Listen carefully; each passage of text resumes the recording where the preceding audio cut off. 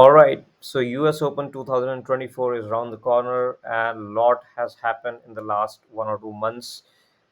We started with Djokovic's great victory at the Olympics. He finally got the elusive gold medal, and ever since, Djokovic has been going to places. He's showing off his gold medal. He's relaxed. He looks as happy as he has ever looked in his career, and he mentioned that this is his greatest achievement. So, still, he has that hangover from that victory, and deservedly so.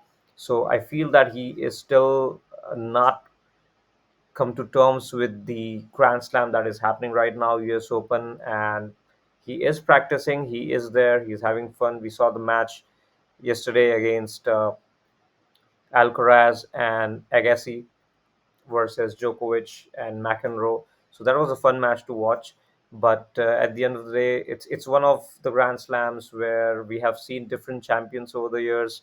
So Del Potro winning in 2009, then we saw Silic winning tournament as well, then Nadal, Thiem, Wawrinka. So we've seen different champions at US Open, and I think that trend is going to still continue because it's that slam of the year where most of the slams have already been passed, and it's almost the end of the year in terms of tennis, and some of the players are injured, some of the players haven't rested well, some of the players have played too much, and they are probably having to play back to back tournaments, and it all takes a toll on the physicality and also the form.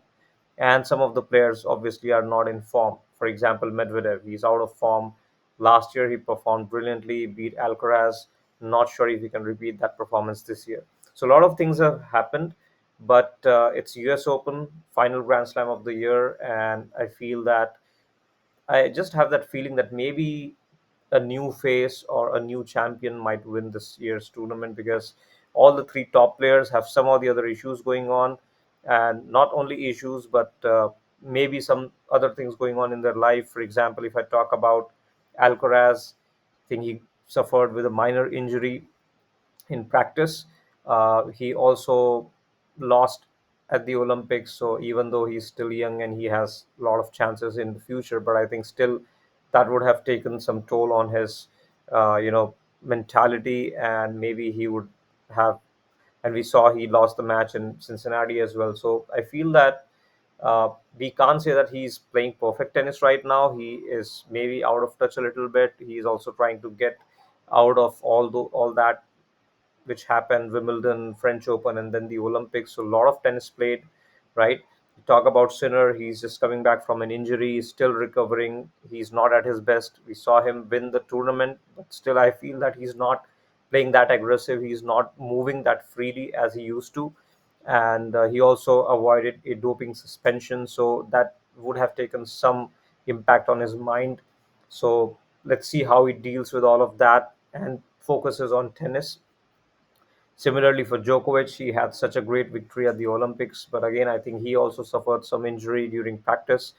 Not sure how motivated he is for this tournament, if he's out of that hangover from Olympics, and if he's fully fit to play in this tournament. That is to be seen.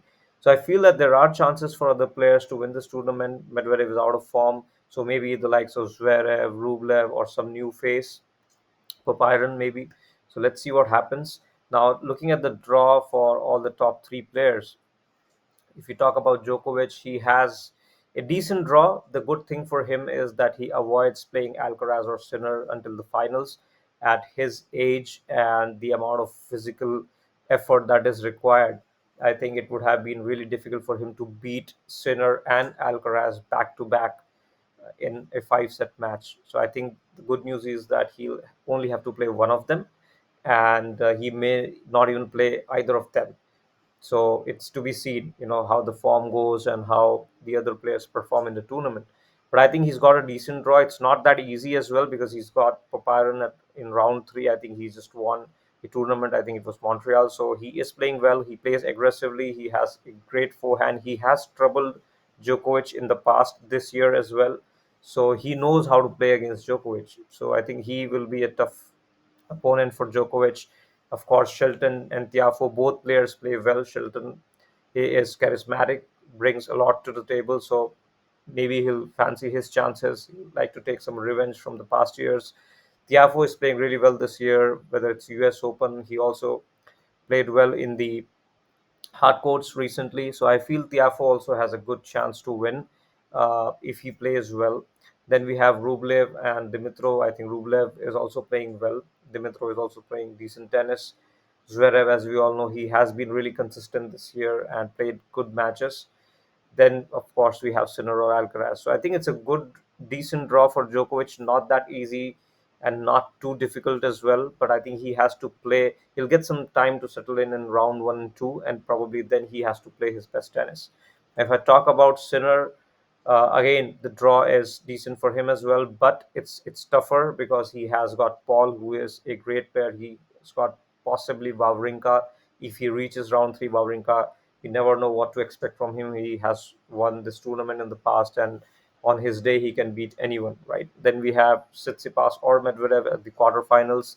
Medvedev is not playing that well right now, but we never know if he brings his A game on that day again. He can beat Sinner. Tsitsipas is also a decent player.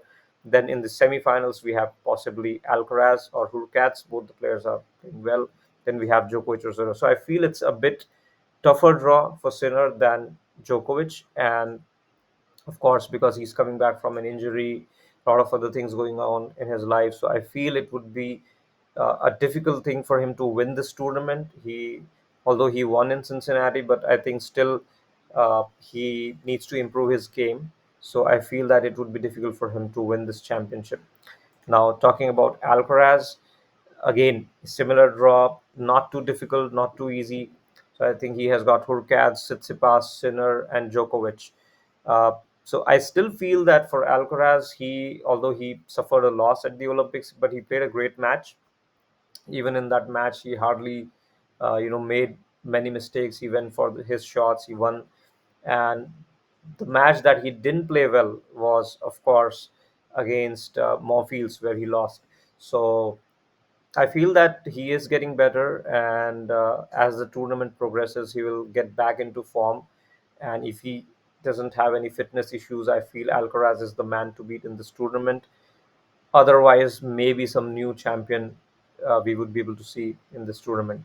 Now, talking about the situation, so as I mentioned, Djokovic is high in confidence. He is happy. He has won the Olympics gold. So I don't think he is chasing anything.